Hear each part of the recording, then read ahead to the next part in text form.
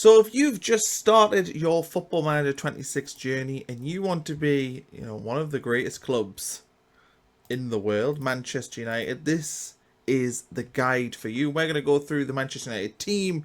We are going to go through Manchester United's, best players. We're going to go through academy prospects, the budget, the expectations, all that good stuff in this video. But I think the perfect place to start is with the players. So let's have a look at some of the best players in Manchester United's team. We'll go based on the ability rating, and no shock, it is Bruno Fernandes who comes out as their top player.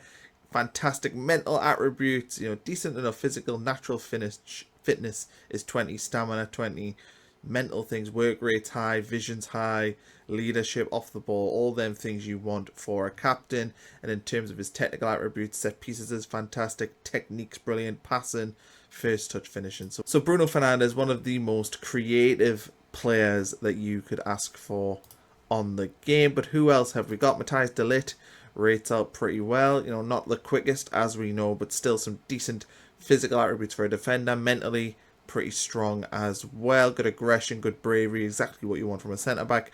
Good heading, good marking, and good tackling. And de Ligt, he's not necessarily the greatest centre back, but certainly in terms of the defensive side of the game, very, very strong. Obviously his speed could let you down depending on how you play it. Lisandro Martinez is injured, expected to be out for another 3 to 4 months on the game, but we'll still take a look at him. And again, mental attributes very, very strong.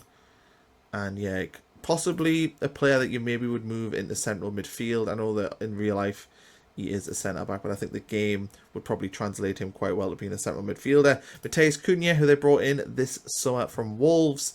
And again, we look, pretty decent physical stats, mental stats, okay, good determination, good flair, good aggression as well. Dribbling, very, very high. Technique, very, very high as well. And yeah, it looks overall like a pretty strong player. Now, look, is Matheus Cunha the best number 10 in the Premier League? Possibly not, but he's certainly going to be up there as one of the best. Bryan Mbeumo, one of my favourite players in real life. Physically, pretty strong there. Good acceleration. Mentally, decent.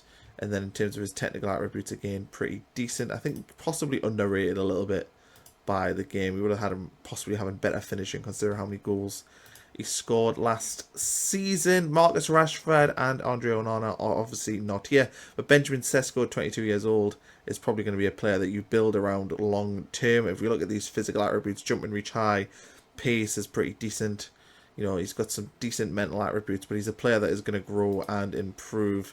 But yeah, he's not necessarily going to score you 30 goals a season, but he's going to be a pain for the opposition to mark. And Ahmad, a player that I also enjoy watching a lot. Good acceleration, good agility, decent pace, good mental attributes. Technically, a very, very strong player as well. And somebody who, if you can find the best of him, you could have a very, very good player on your hands. Joshua Zirkzee, a player that, is maybe a little bit out of favour at Manchester United right now, but, 24 years old, good flair, good passing, good technique.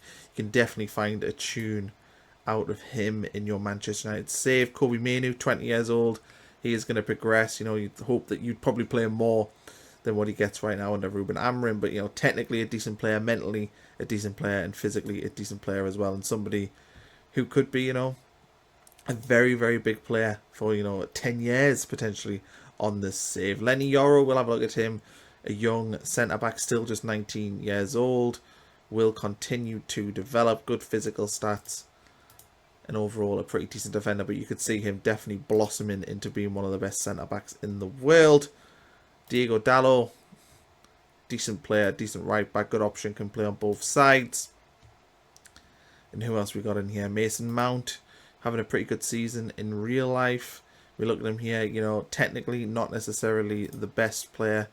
Good work rate though, and a player that, you can definitely rely on.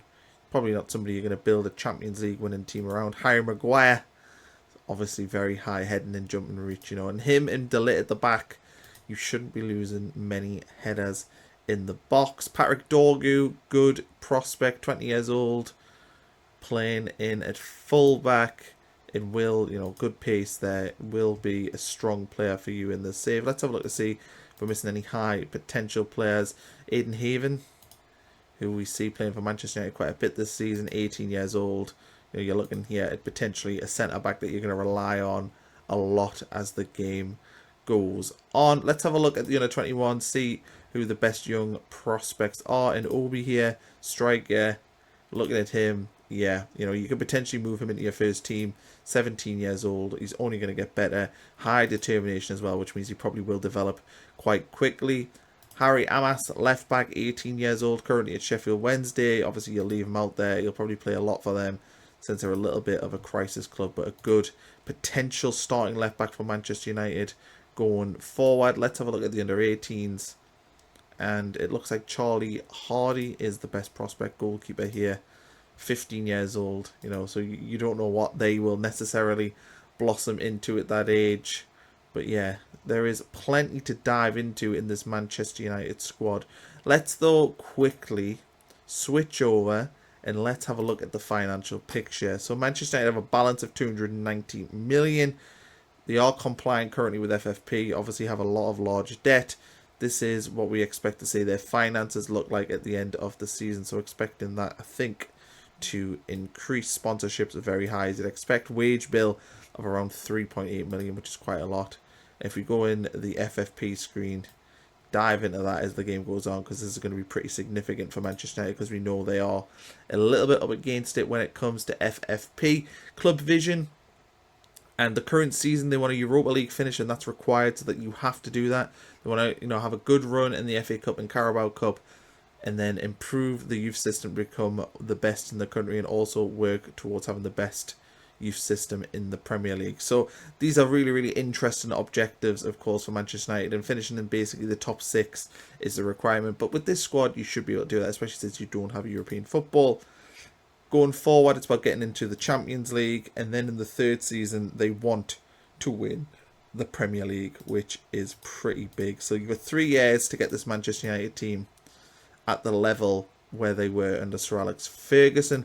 Let's have a look at the culture, and they want to sign players under the age of 23 for the first team and the future, and the supporters want entertaining football and attacking football. So it's important that you play a style that is, fun to watch for the fans. So the transfer budget, we are looking at 13 million. We've got a high wage bill budget here as well, so £459,000 if you want to spend on free transfers potentially, but you could move some of that wage budget into the transfer budget. So you do have enough to improve on this team. And look, I think if you were looking at this Manchester United squad, where would you want to improve right now?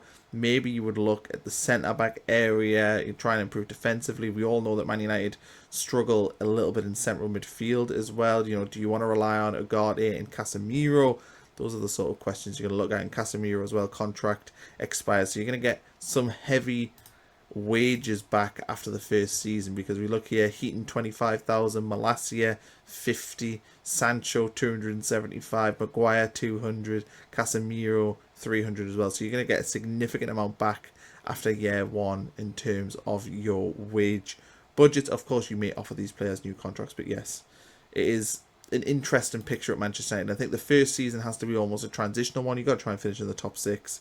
You can see here the dynamics at the club are poor as well. So, you are up against it in terms of morale at the football club. And those are things that as the manager, you are going to have to work on to get to the next level. But anyway, let me know what you're going to do with this Manchester United team. Let me know the sort of players you are looking at signing, and update me on how your saves are going with Manchester United and whether or not you can restore them to their past glory. Thanks for watching this video. Please leave a like. Please subscribe to the channel if you want more Football Manager videos like this. And we'll catch you again very soon.